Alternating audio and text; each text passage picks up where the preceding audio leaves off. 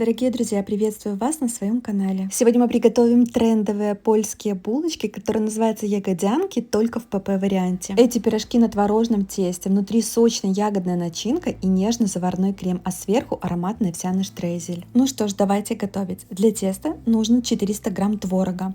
Очень важно, чтобы творог был сухим, без лишней сыворотки. Берем 2 яйца и отделяем белки от желтков. Белки пойдут в тесто, а желтки мы пока отложим. Они нам понадобятся для приготовления овсяного штрезеля. Я очень благодарна вам за вашу активность под моими видео, за ваши комментарии. Они действительно мотивируют меня готовить и снимать для вас еще больше полезных рецептов. 2 яичных белка я добавляю к творогу. Для этого рецепта мне понадобится всего 280 грамм овсяных хлопьев.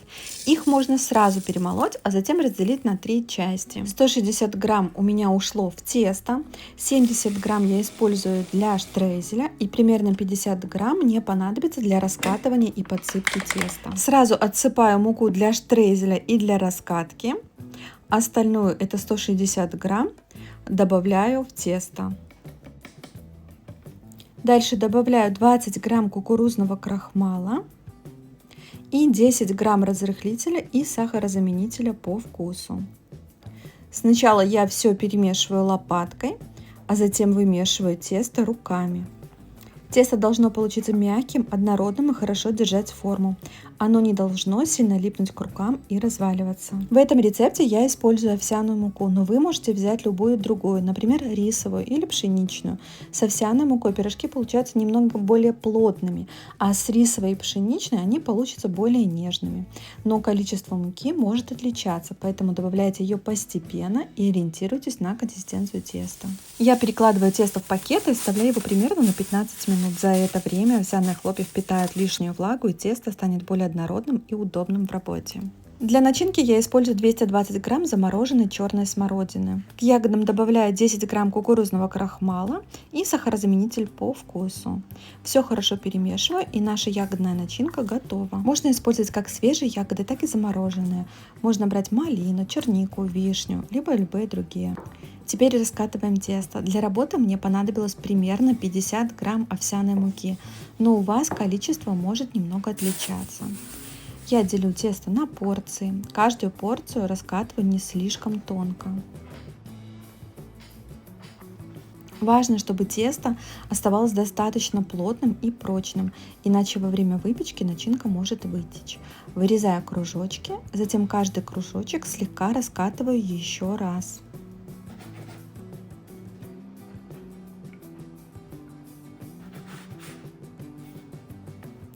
В центр кладу примерно 2 чайные ложки ягодной начинки. Края хорошо защипываю руками, чтобы начинка оставалась внутри. Затем придаю пирожку аккуратную форму и выкладываю его на противень, застеленный пергаментной бумагой. Честно говоря, я не очень хорошо умею лепить маленькие пирожки и делаю их не так часто. Мне больше нравится готовить пироги либо другую выпечку, где не нужно долго заниматься формовкой. Но я уверена, что у вас ягодянки получится намного красивее, чем у меня. Главное хорошо защипнуть края и не делать тесто слишком тонким. Теперь приготовим овсяный штрезель. Я беру 70 грамм перемолотых овсяных хлопьев, которые мы заранее отложили, добавляю к ним 2 яичных желтка и сахарозаменитель по вкусу. Сначала перемешиваю все ложкой, затем перетираю руками до образования крошки. Каждый пирожок я слегка смазываю молоком и посыпаю овсяным штрезелем. Отправляю ягодянки в заранее разогретую духовку и выпекаю при температуре 180 градусов примерно 25 минут. Пирожки должны стать красивыми и золотистыми. Если во время выпечки немного ягодной начинки вытечет, ничего страшного, это совершенно нормально. Пока пирожки остывают, мы приготовим заварной крем. В небольшой сотейник разбиваем одно яйцо, слегка перемешиваем его венчиком. Затем добавляем 200 мл молока, щепотку соли и сахарозаменитель по вкусу. И обязательно 10 грамм кукурузного крахмала. Это примерно 1 столовая ложка. Все хорошо перемешиваем венчиком, чтобы не осталось комочков. Ставим сотейник на небольшой огонь и постоянно мешаем крем. Варим до тех пор, пока он не загустеет.